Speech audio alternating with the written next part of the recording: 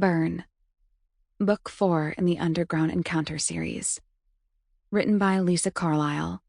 Narrated by Amber Lee Connors and Kieran Flitton. Chapter 1. Devon.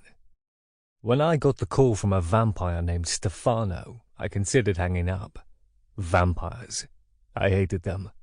Cold, dead creatures stalking the earth and sucking sustenance out of others. Pathetic. Other acquisitions were just a job. Vampires were a vendetta. Shapeshifters and vampires didn't mix, unless they had to. I loathed dealing with those blood-lusting walking corpses. This one was willing to pay twice my fee on hearing of my reputation as a bounty hunter. I swallowed my revulsion and took the job. All I had to do was hunt down a female vampire who stole from him. An easy gig. On the flight from London, I studied a road map to drive from Boston up to the nightclub where I was heading. It was hidden in the warehouse district in Katarina's Cove, a coastal village north of Boston. A brochure advertising condos described it as a quiet seaside setting, the perfect place to have access to the ocean without the typical tourist crowd that attacks most of the other beaches on the North Shore. The brochure conveniently left out how Cat's Cove, as it was called, was also home to an underground goth club that attracted freaks and weirdos, as one regular had described it online.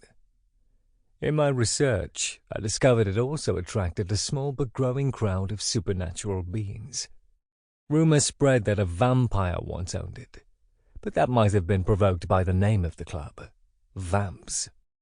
After a fire, the club was bought and rebuilt by the current owner.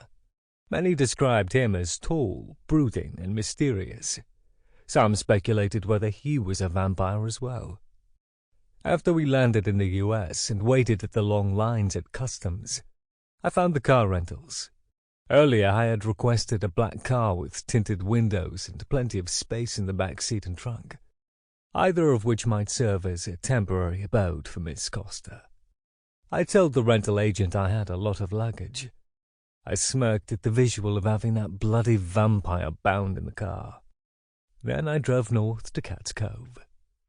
Stefano knew better than to hire a human to find Layla. They relied on paper trails and on my transactions, both of which vampires kept to a minimum, especially considering their extended life periods. He needed someone like me, with abilities beyond a typical human. With those and what I'd learned in the British... Sample complete. Ready to continue?